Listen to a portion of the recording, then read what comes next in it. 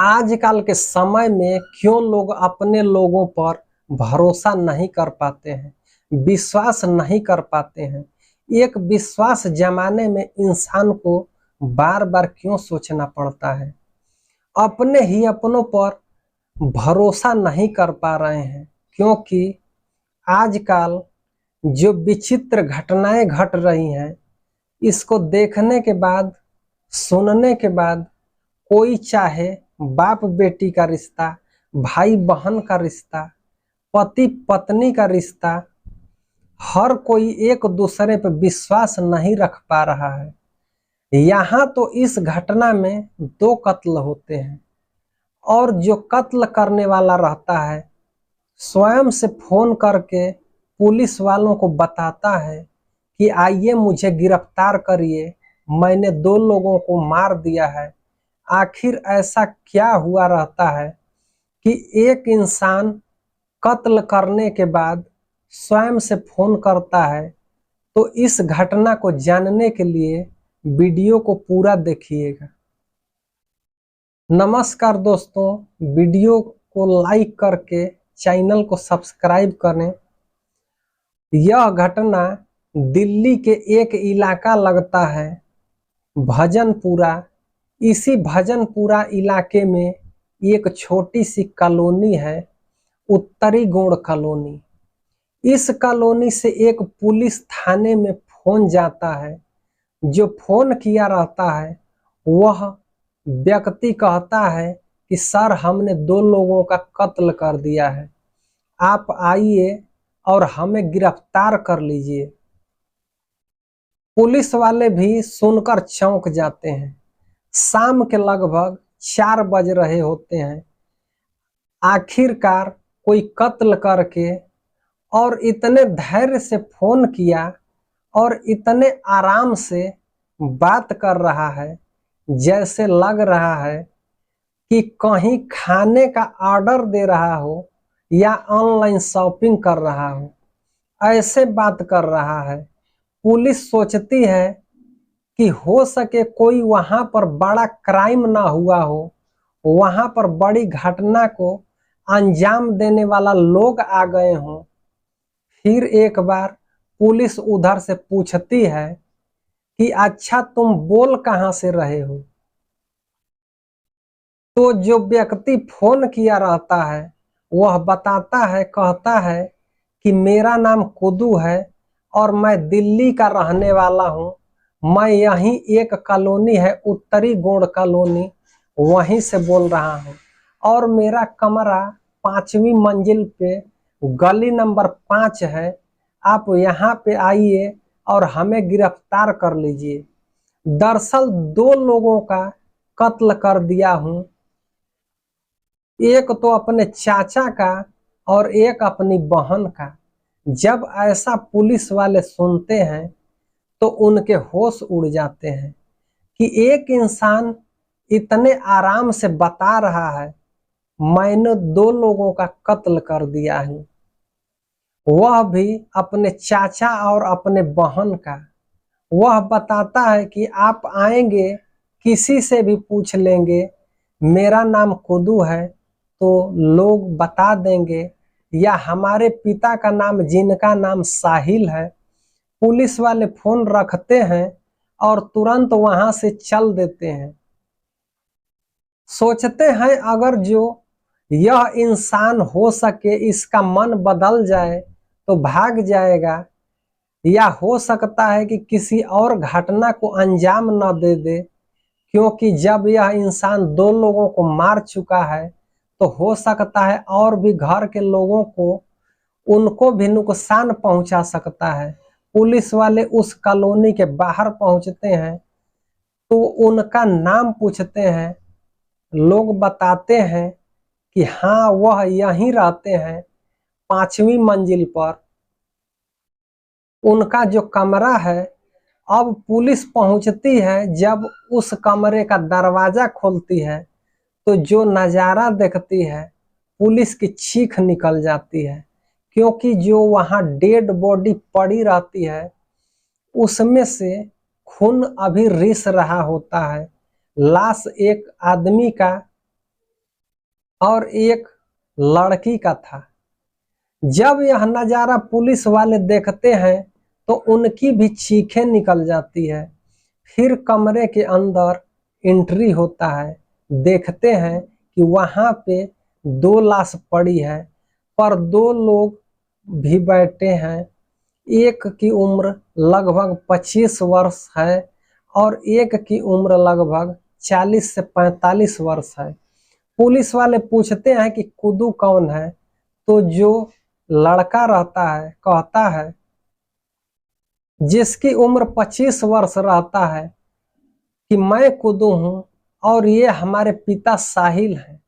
फिर क्या पुलिस वाले डेड बॉडी को अपने कब्जे में लेते हैं, पोस्टमार्टम के लिए भेज देते हैं, जहां जांच होने के बाद फिर इस मामले को जानने की कोशिश करते हैं कि आखिरकार ऐसा क्यों और 2 लोगों को हत्या क्यों किया गया है। इस साहिल से जब पूछताछ होती है तो यह मामला 5 साल पहले चला जाता है। 5 साल पहले यह लोग बुलंदशहर में रहा करते थे। यह लोग बुलंदशहर के रहने वाले रहते हैं।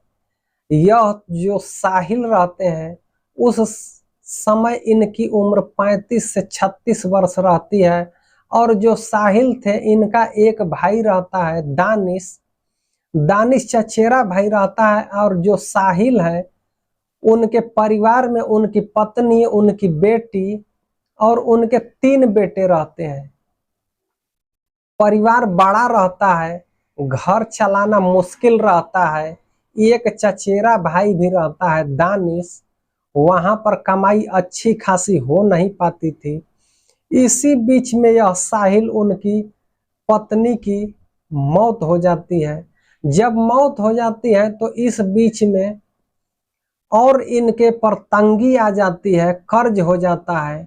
तो सोचने लगते हैं कि कहीं कुछ काम किया जाए, बिजनेस किया जाए, कोई नौकरी किया जाए,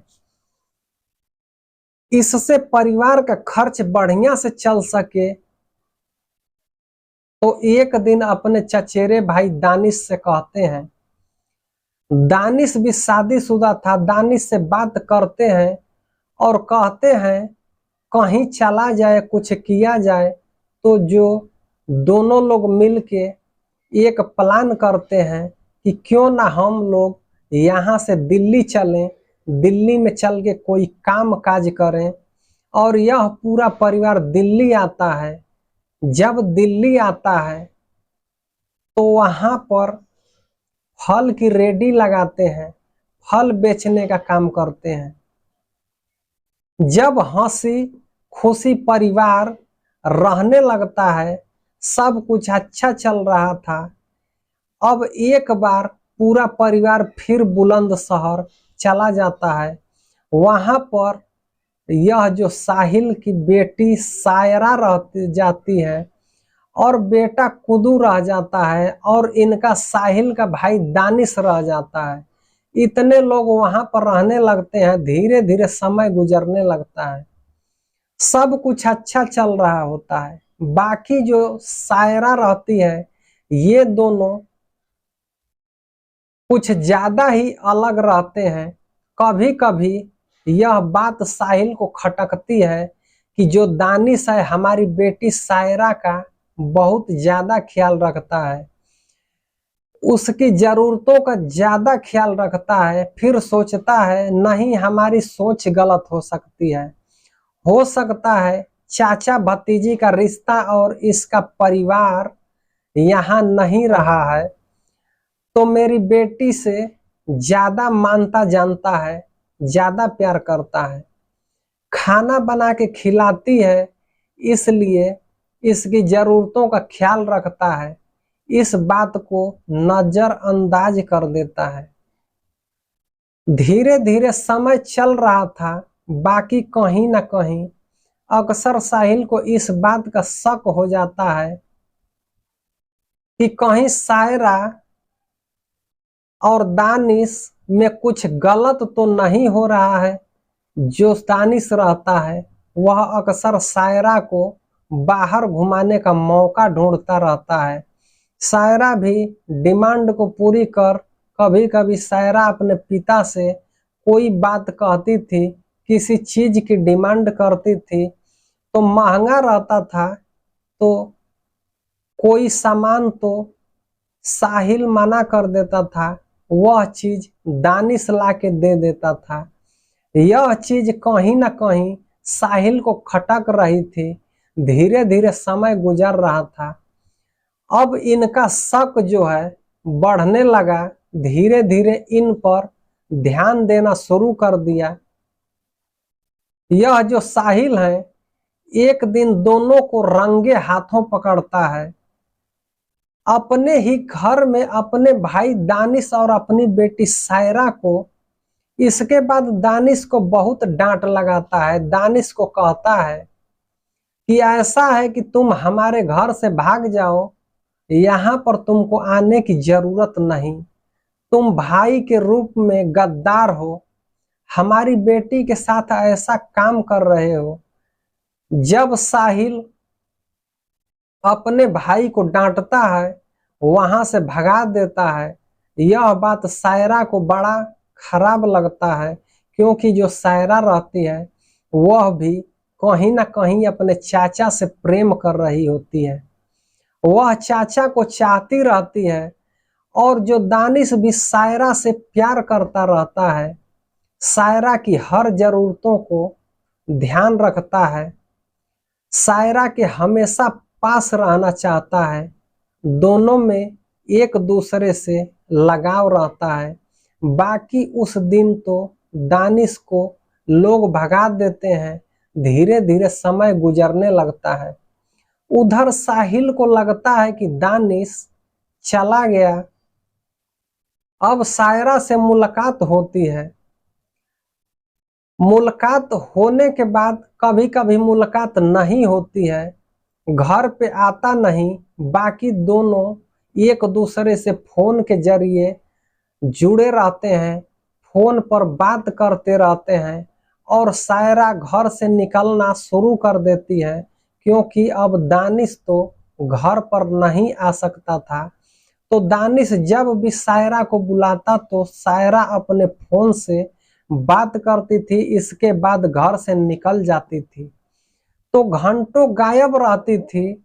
यह चीज तो साहिल को और कुद्दू को बहुत बुरी लग रही थी। कहीं ना कहीं वह परेशान थे, हैरान थे कि आखिर हम लोग दानिश को दूर कर दिए, फिर भी यहाँ दूरी नहीं बन रही है।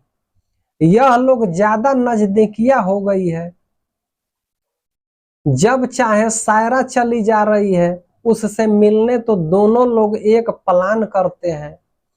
उस प्लान के तहत यह जो दानिश को इसको कहते हैं कि ऐसा है कि हमारे कमरे पर आओ, हमारे घर आओ, मिलकर कुछ बात कर लिया जाए।